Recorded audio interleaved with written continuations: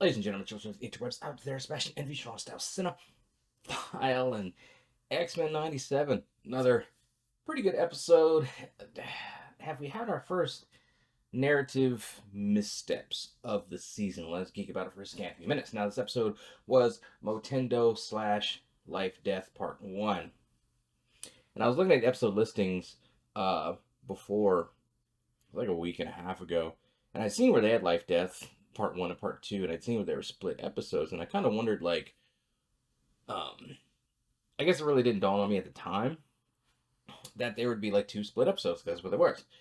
So I mean, it's a half-hour episode of a show, really like 27 minutes. Um, when you get down to brass tacks of it, and it was like a Jubilee story for the first half of it, and then the Storm, Forge, Life, Death stuff. Which again, if you read the comics, you know it's kind of sad how it goes because it kind of details this budding friendship relationship between the two, and then you get to sort of the root of the reason why, like what kicked off this relationship, the feeling of guilt, feeling of complicity in this tragedy that involves Storm that Forge is involved with. Again, if you read the comics, you know this is what this is adapted from. I'm not getting into super spoiler territory, but things start out good and then they go bad, basically. I mean, it's the life of an X-Man, right? The thing about splitting, because like the life death thing was such just a pivotal, important storyline. It kind of stretched out over some time, and then the fact you only get 15 minutes ish of an episode to kind of tell the part of the tale of it is kind of. I mean, I think we needed a two-parter with the Goblin Queen. I definitely think we needed a and we're getting a two-parter, but it's essentially going to be just a single episode. But it's like, so I definitely think we needed a two full episode part of Life Death, but that's not what we're getting here. And then the other part of the episode was dealing with Jubilee. It's her 18th birthday. They ask her what she wants to do. She's like, "Hey, I want to go to the arcade like we used to do, or we did that one time where y'all saved my life from the giant sentinel." And it's an episode where it seems like the message is like Jubilee's not digging how things are going, how things are complicated, how life is kind of getting complicated with Professor gone. Magneto's back and leading the team and calling the shots, and she's just wishing for like a simpler time because her and Sunspot getting trapped in this video game allows her to kind of revisit some old um, some memorable places like Genosha from that episode from the old series. It's an ode to the X-Men arcade game, which I'm really disappointed they did not work in the X-Men Welcome to Die. The grammatically incorrect line that Magneto spouts in the game, which is a phenomenal game. I used to love going to the arcade back when they had those, um, and playing that game. And I got it to where I could beat the game myself with Colossus and just $2. Now the game was available for download on PS3 or four, four maybe. Um, but it didn't make it past to the other consoles, which is really disappointing. Arcade One Up has a cabinet for the game.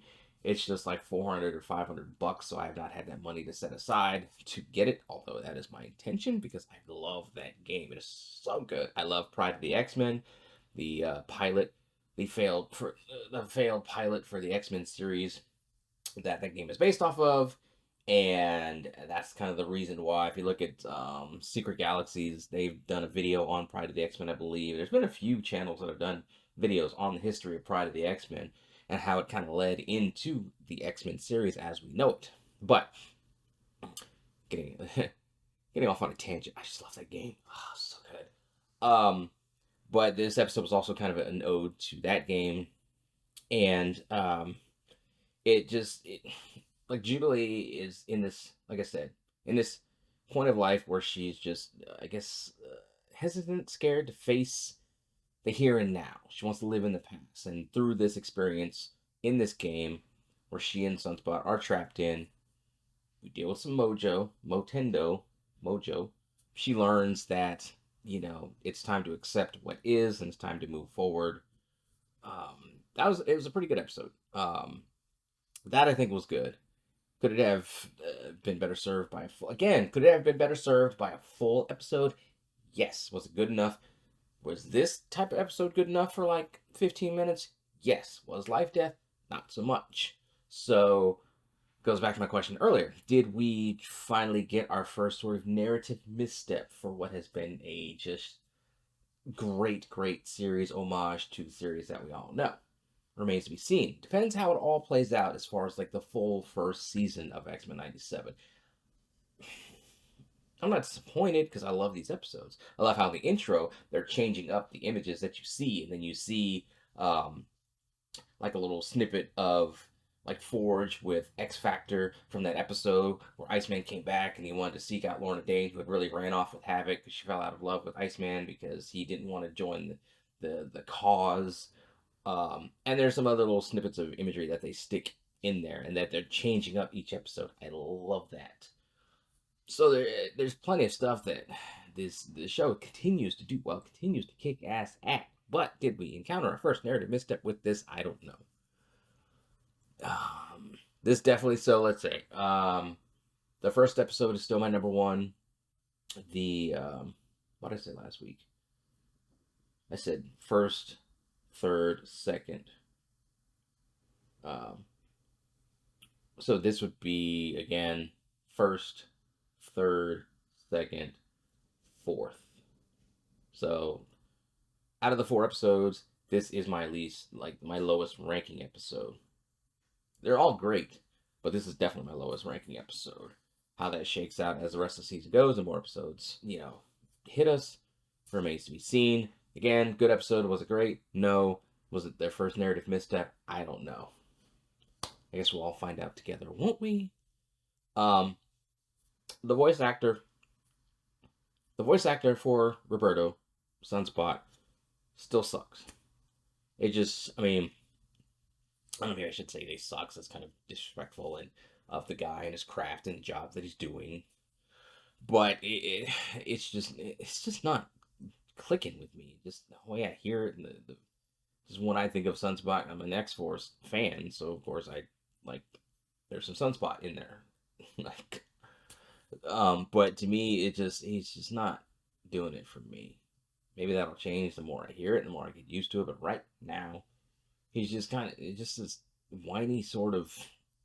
I understand he's supposed to be like this pampered punk sort of spoiled kid in this, but just I don't know. Just the voice thing just ain't doing it for me. But I mean, that's one of the few knocks I can put on this show. But all in all, it's still great. It's still X-Men. It's still in the vein of the animated series. It's phenomenal. And I'm ready for more. I'm here for the rest of the first season, here for the second season. Hope we get at least like 3 or 4 at the least. Maybe top out at 5 seasons of X-Men 97 or 98. I wonder if they're going to change the years where it's like 98, 99, 2000, that type of thing. But anyway, those are my thoughts on it, scattered as they often are. But you guys out there, think let me know in the comments below. Follow me on social media. Talk to me there. Talk to me here. Until next time, of course, always let us geek.